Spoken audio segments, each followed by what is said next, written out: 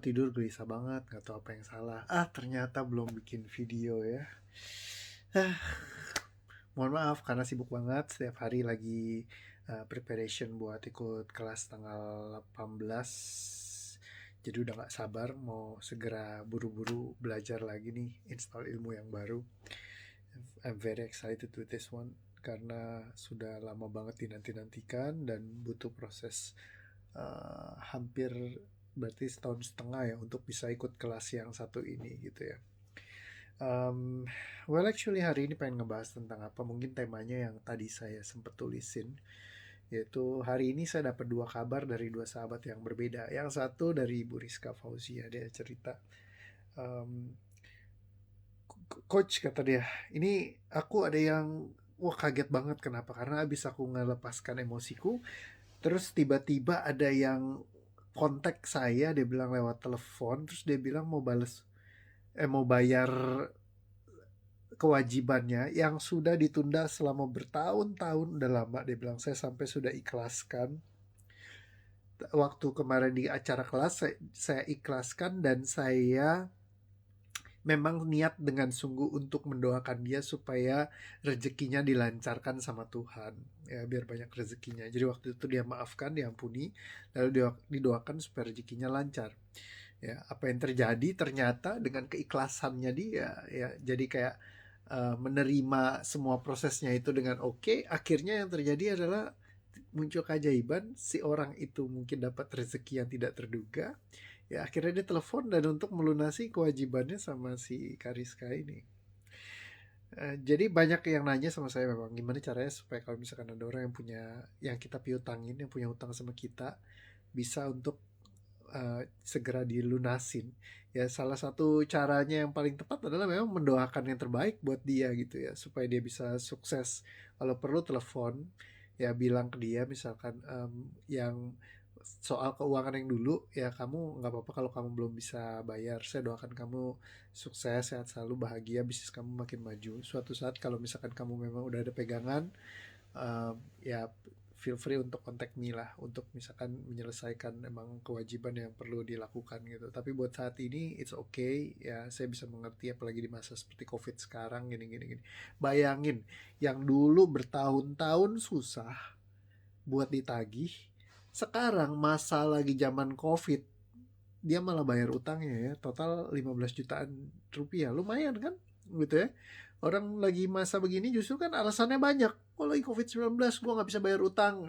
Kita udah gak bisa pilihan apa-apa. Ini lagi COVID malah orang bisa bayar utang. Kan ini suatu format yang sangat gaib gitu ya.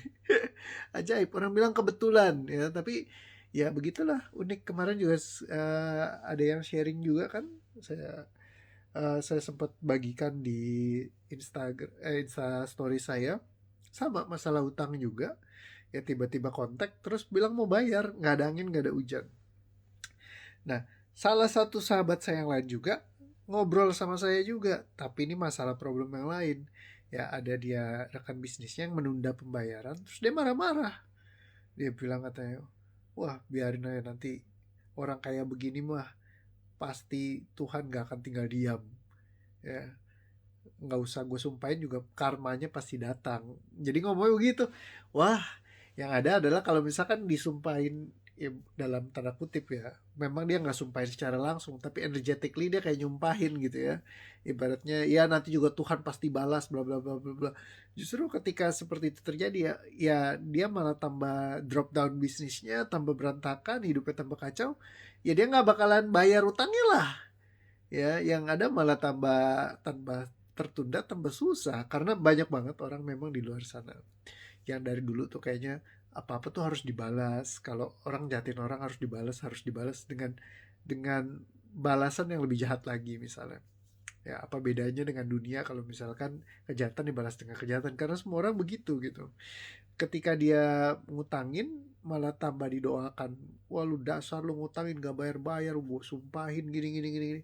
Bisnisnya berantakan apa segala. Ya bisnisnya berantakan, gimana dia mau bayar utangnya, ya kan. Nah jadi gimana caranya ya, ikhlaskan saja ya, istilahnya eh, dipaksa-paksa juga kalau memang belum waktunya dia bayar, dia nggak akan bayar, malah ada tambah stres. Mendingan didoakan didoain dia semakin cepat sukses, makin luar biasa, makin dahsyat, sambil kitanya ikhlas ya. Ketika bisnisnya berkembang, naik apa segala macam, dia ingat sama kita ya, akhirnya dia bisa melakukan mengembalikan dananya gitu ya. Nah, jadi soal hutang memang ada banyak faktor ya, salah satunya itu. Terus tadi ada yang sharing juga, tapi Pak udah sukses orangnya tapi nggak bayar-bayar juga ya. Ya bisa jadi orangnya lupa, misalkan kayak saya dulu banyak hutang sana sini, tapi saya udah nggak inget satu-satu gitu ya. Gue pernah utang sama siapa, berapa jumlahnya, saya udah nggak ngerti lagi ya. Kalau kalau misalkan emang ya mungkin kalau misalkan orangnya muncul tiba-tiba inget, ah gue pernah ada utang sama dia gitu ya. Tapi kalau misalkan orangnya nggak ngomongin kan udah nggak tahu. Ada yang juga udah kaya saking suksesnya, saya mau bayar utangnya saya cari-cariin sampai saya SMS-in juga orangnya nggak bales gitu ya. Kayaknya emang udah mungkin ya bukan ranahnya lagi ngurusin utang yang puluhan juta kayak begitu misalnya ya. Ya itu juga bisa jadi yang kayak begitu ada gitu ya. Dan kalau misalkan ada yang kayak gitu ya sudah, yang penting Anda kan sudah berusaha. Kalau misalkan mereka memang nggak usah ya, ya nggak apa-apa. Ada juga kok beberapa yang sama saya begitu gitu ya. Ketika saya kontak, oh udah nggak usah bro, santai aja. Gila canggih banget ya. Makanya saya sering doain tuh orang-orang yang ngutangin saya doakan biar makin kaya raya, makin sukses, sehat, bahagia ya, kalau bisa wah berlimpah-limpah ruah lah ya. Jadi sering-sering banyak ada yang suruh kayak gitu, udah gak usah bayar lagi, lunas aja deh buat kamu. Ya kemarin salah satu peserta kelas juga, Ibu Laili ya dulu kayak begitu ya. Dia ikutin sarannya membagi alokasi dananya, bayar hutangnya bertahap. Ketika udah bayarin rutin, terakhir ada 7 jutaan sama salah satu ibu kata dia. Terus dia bilang udah nggak usah dilunasin, nggak apa-apa bu, udah nggak usah dibayar lagi, saya anggap sudah lunas semua. Jadi detik itu dilunasin semua, kata dia sekitar masih ada 7 jutaan waktu itu kalau nggak salah ya, yang masalah kayak gitu. Wah, gitu bahagianya luar biasa sekali. Jadi intinya resepnya mudah lah kalau misalkan urusan utang, ikhlasin aja, nggak usah balik. Kalau anda doain balik malah malah susah. Lebih baik anda ikhlaskan, bener-bener nggak usah berharap apa-apa. Tapi kalau balik ya syukur, ya itu anugerah karunia karena anda sudah berbuat baik ya, mungkin jadi Tuhan bukakan jalan. Ya tapi paling bagus adalah jangan pernah kita menempatkan rezeki kita kepada orang yang kita piutangin. Banyak banget orang yang kayak, wah pak dia nggak bayar pak, gara-gara dia nggak bayar, gara-gara dia nggak bayar, gara-gara dia, gara-gara dia, gara-gara dia, gara-gara dia. Padahal sebenarnya dia sendiri yang nggak berkarya, dia sendiri yang nggak usaha, dia sendiri yang lagi nggak ya menciptakan bisnis yang makin besar. Ketika menyalahkan orang lain, ya disitulah kayak seolah-olah menggantungkan seluruh rezekinya dia, seluruh berkatnya dia, seluruh keberlimpahannya dia, dan keluarganya rezekinya itu ditentukan sama si orang ini. Kayaknya cuman melalui uang hutangnya ini, hidup dia tuh bisa berubah total gitu, kayak bumi dan langit tiba-tiba bisa jadi kaya, sukses, bahagia.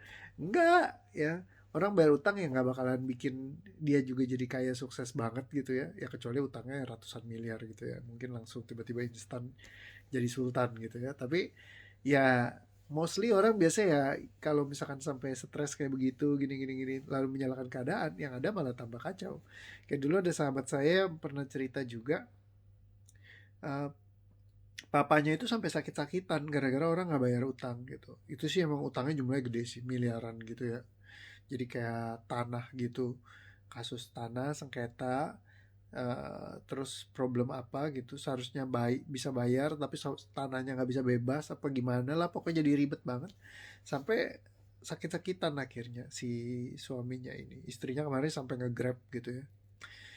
Saking udah nggak punya uang lagi, semua uang dipakai buat ke arah sana karena untuk buat nagihin utangnya. Bagaimana kalau misalkan kita saking luar biasa dahsyatnya Tuhan kasih kapasitas kita dan Tuhan maha besar, jangan kita menggantungkan hidup kita sama mereka.